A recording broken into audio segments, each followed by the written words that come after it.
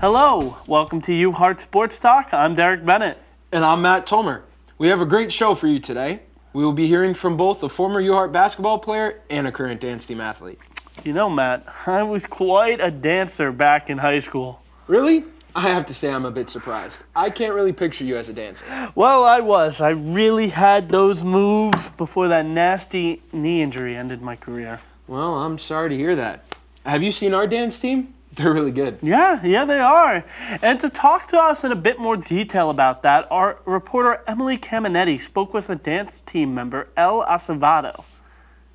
I joined the dance team because I was a dancer for my whole life and I didn't want to stop doing something that I loved, so I wanted to keep doing it while in college. I was a competitive dancer for roughly around 7 years and doing basically every sort of style of dance since I was 2. So it's about 16 years of dance under my belt. So with COVID, the selection process was they sent out an email with all videos of routines that I had to learn, and I pretty much went to my dance studio and I did all the routines and I filmed them after learning, sent them in, and then that was that. A typical day of practice for the team is we have a lot of fun, but we do get a lot of stuff done. We clean all the little details in a routine if they weren't how we liked them. We worked on sidelines. We pretty much do everything with cleaning and getting uniforms and formations and everything like that. So personally speaking, the practice and game day schedule, for an instance when we have a game, everybody will go to class, and then if you're in the game due to scheduling, you go home, you get ready, and then we meet at the arena an hour before the game. We stretch together, we work on any little other fine details, and then as soon as tip-off starts, we go out there and we start dancing. I feel like being a college athlete, I've made so many more friends and so many new connections that I didn't know I would have when I first came here. I've met so many amazing people, and the opportunities that I've had were pretty much endless so far. My favorite memory would be meeting the girls for the first time. We all met on the lawn outside of the villages and just sat there for a good hour, 2 hours, and just all got to talk and get to know each other, and it was a really good bonding moment. My sport is different because dance is always seen as an art and not a sport, but when you break it down, things that we do, someone who does basketball, lacrosse, baseball, any other sport, it's not going to come easy to them. You train your whole life for something. You learn how to use certain muscles of your body in certain ways. So dance is very different from any other sport. That was really insightful. I had no idea it took that much work. Oh yeah, it's just like training for any other sport. I miss those days. But I digress. Next up, we have an exciting interview with J.R. Lynch. Yes, he played at U Heart a few years back and then went on to play abroad. He is now back and coaching our team.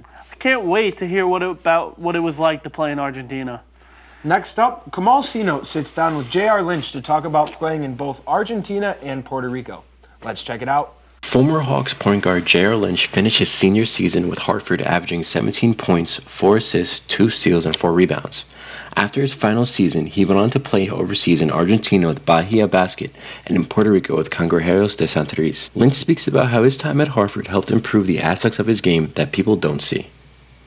I would say it prepared me in the sense of competitiveness, right?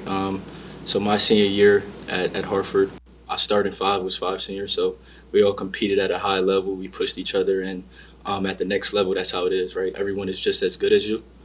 So now you gotta be the harder worker, or you gotta do the things that not a lot of people talk about, which is communicating, putting extra hours in the gym and stuff like that, because at that level, everyone is just as good. Lynch talks about what it was like adjusting to a new environment. It was tough, and I'm gonna tell you why.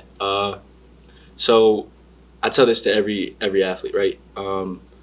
When you at a 4-year school, right? Over time, you build fans, you build friends, you build relationships, right? But now when you go to a whole different country, you have those fans, but it's not. They're cheering for you, right? So it's not like you have a relationship with them. So it's after that game.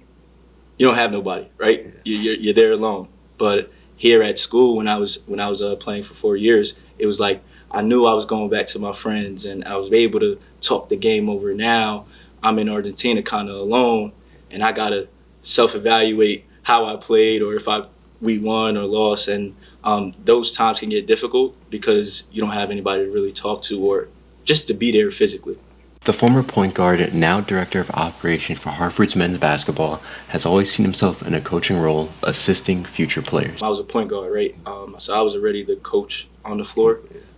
So I had to take the heat when we lost, you know what I'm saying? Because that's just who I am, and I've been doing that since I was a youngster. I've always envisioned and I always had people who supported me and who mentored me and had unbelievable coaches. And I've always seen myself as that, right? Because those people that impacted me, Sean Linehan, Coach John Gallagher, Louis Delgado, Mike Hart, these guys impacted me in a way where I was like, man, like, I wish I can do that to somebody else. I'm Kamal Sino, signing off. Well, that is all the time we have this week.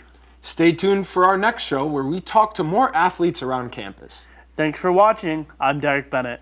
And I'm Matt Tomer. And this has been UHeart Sports Talk.